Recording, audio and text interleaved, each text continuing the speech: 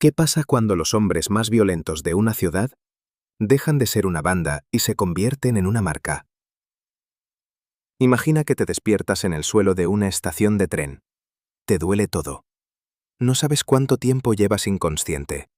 Y cuando logras enfocar la vista, encuentras una tarjeta metida en el bolsillo de tu chaqueta. Una tarjeta de visita, impresa, elegante. La lees. Dice: «Felicidades. Acabas de conocer a la ICF». En la Inglaterra de los años 80, esa tarjeta era lo último que veían cientos de hombres antes de despertar en un hospital. La dejaba la firma de hooligans más temida, más organizada y, por increíble que suene, más elegante de la historia del fútbol británico. No eran simples gamberros borrachos. Viajaban en trenes de primera clase, vestían ropa de diseño carísima, planeaban sus batallas como operaciones militares y convirtieron la violencia en las gradas en algo parecido a una marca de lujo del terror. Esta es la historia de la Intercity Firm del West Ham y de cómo el hooliganismo inglés pasó de ser una vergüenza nacional a una leyenda que el cine y la música todavía no han podido olvidar. Para entender a la ICF hay que entender la Inglaterra que la creó. Y era un país hirviendo de rabia. Los años 70 y 80 británicos fueron de desempleo masivo, huelgas, fábricas que cerraban y barrios obreros enteros condenados al olvido bajo el gobierno de Margaret Thatcher. Para millones de jóvenes de clase trabajadora, especialmente en el este de Londres, el futuro era una sola palabra: ninguno. Y los sábados, toda esa frustración encontraba una válvula de escape: el fútbol. En aquella época, el estadio no era el lugar familiar y caro que conoces hoy. Eran gradas de pie, sin asientos, sin cámaras, donde miles de hombres se apretaban de pie sobre escalones de cemento. La cerveza corría, la policía estaba desbordada, y el tribalismo entre aficiones se transformaba, sábado tras sábado, en violencia organizada. Lo llamaron la enfermedad inglesa. Cada gran club tenía su firma, su grupo de hooligans. El Chelsea tenía a los Headhunters, el Millwall a los Bushwhackers. El Manchester United movía ejércitos enteros, la Red Army. Eran tribus urbanas que vivían para el sábado, para el choque, para defender el honor de su ciudad a puñetazos. Pero en el este de Londres, en un club humilde y obrero llamado West Ham United, estaba a punto de nacer algo diferente, algo más inteligente, algo que cambiaría las reglas del juego para siempre.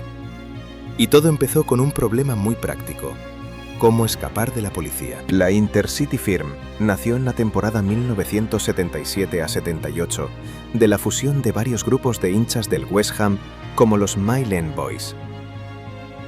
Pero lo que les dio su nombre y su identidad fue una idea brillante en su simplicidad. En aquella época los clubes organizaban trenes especiales para llevar a sus aficiones a los partidos de visitante. Eran los llamados Football Specials. Trenes baratos, destartalados, llenos de hinchas y, esto es lo clave, vigilados de cerca por la policía de principio a fin. Si viajabas en el tren especial, la policía sabía exactamente dónde estabas, cuándo llegabas y a dónde ibas. Los del West Ham encontraron la manera de burlarlos.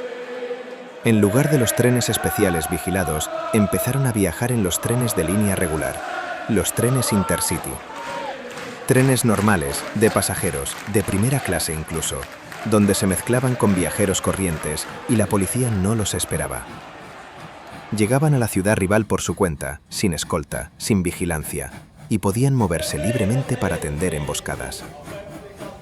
De ahí el nombre que los hizo legendarios: Intercity Firm, la firma de los trenes Intercity.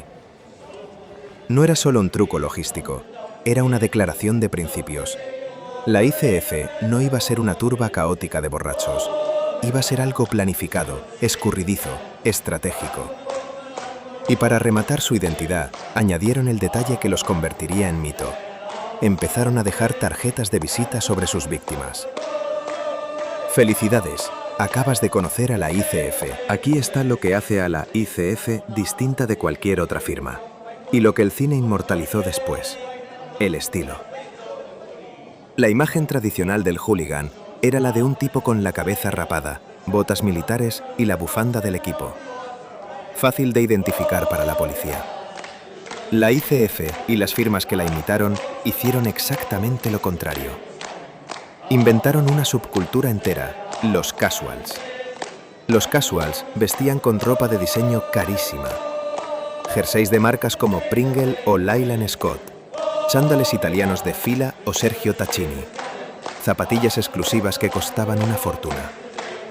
La prensa británica, desconcertada, llegó a llamarlos Le Truc Nouveau, los nuevos matones.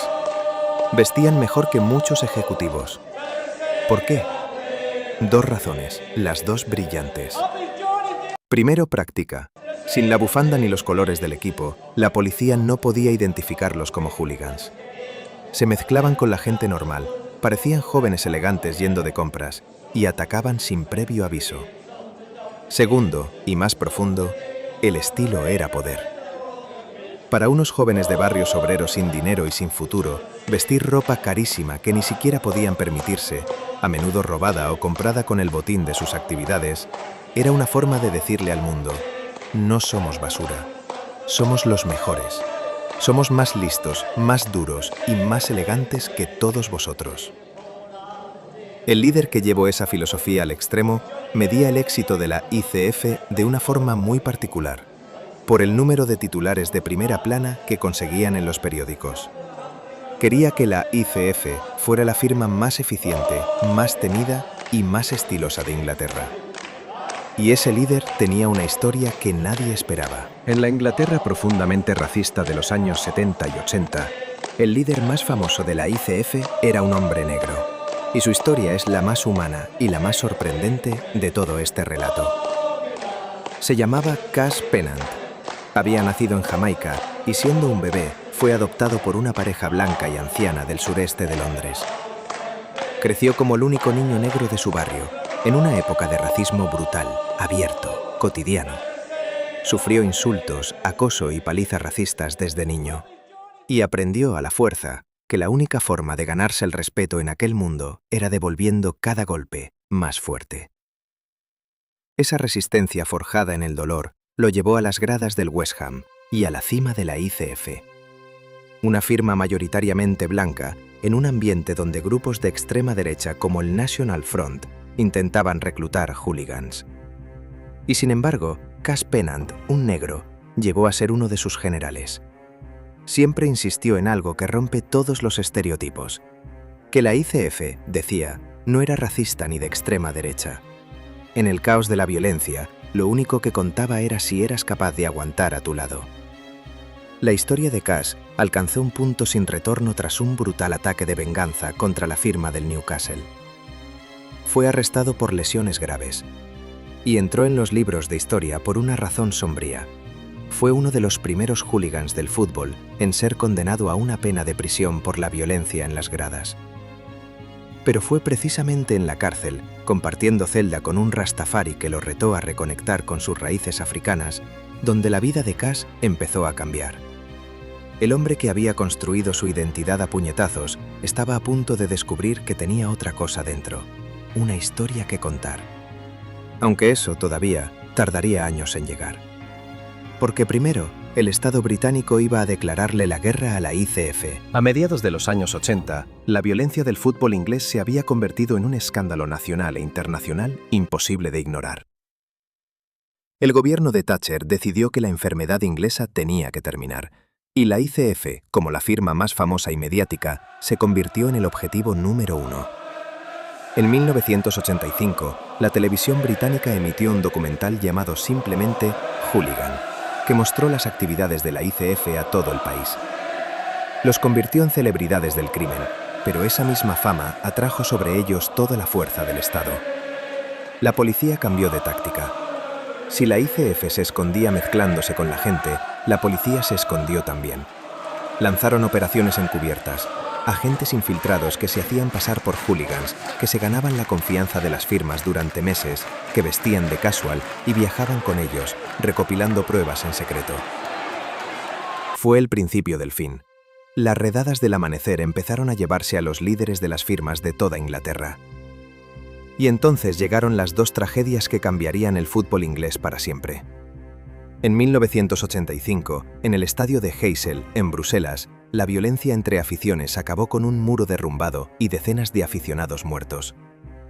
Y en 1989, la tragedia de Hillsborough, donde murieron 97 personas, lo cambió todo. La respuesta fue demoler el viejo mundo del hooligan. Las gradas de pie fueron prohibidas. Llegaron los estadios con asiento para todos. Y sobre todo, llegaron las cámaras de vigilancia. Cientos de ellas. El anonimato de la grada, el oxígeno que respiraba la ICF, desapareció para siempre. Para principios de los años 90, la era dorada del hooliganismo inglés había terminado. Las cámaras, los estadios con asiento, las penas de prisión y las operaciones encubiertas habían logrado lo que parecía imposible: vaciar las gradas de violencia organizada. La ICF nunca desapareció del todo. Hubo incidentes incluso en 2009 contra su eterno rival, el Millwall, pero su época de poder absoluto se había acabado. Y aquí ocurre el giro final, el más inesperado de toda la historia. Cass Pennant, el niño negro acosado que se convirtió en general de la ICF, salió de la cárcel transformado. Empezó a escribir. Contó su historia y la de la firma en un libro que tituló, cómo no, con la frase de la tarjeta: «Felicidades, acabas de conocer a la ICF». Se convirtió en autor superventas. Escribió 10 libros sobre la cultura de los hinchas. Y su propia vida, la del huérfano jamaicano acosado que se ganó el respeto a golpes, se convirtió en una película. Porque eso es lo fascinante del legado de la ICF. No murió, se transformó en cultura.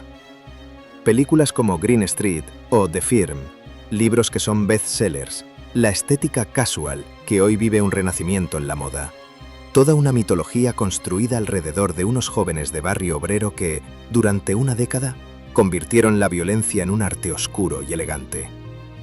La historia de la Intercity Firm es incómoda porque nos obliga a admitir algo: que detrás de la violencia había hombres reales, con frustraciones reales, en un país que les había dado la espalda. Que el tribalismo del fútbol puede sacar lo peor del ser humano. Y que a veces, la línea entre el criminal y la leyenda la dibuja simplemente quien sobrevive para contar la historia. Los del West Ham dejaban una tarjeta sobre sus víctimas: «Felicidades, acabas de conocer a la ICF». Casi 50 años después, el mundo todavía no ha olvidado lo que significaba encontrársela. Suscríbete si te ha gustado para más contenido. Me ayudáis mucho a crecer y me motiva a seguir. Gracias y nos vemos en la próxima de Knoxville.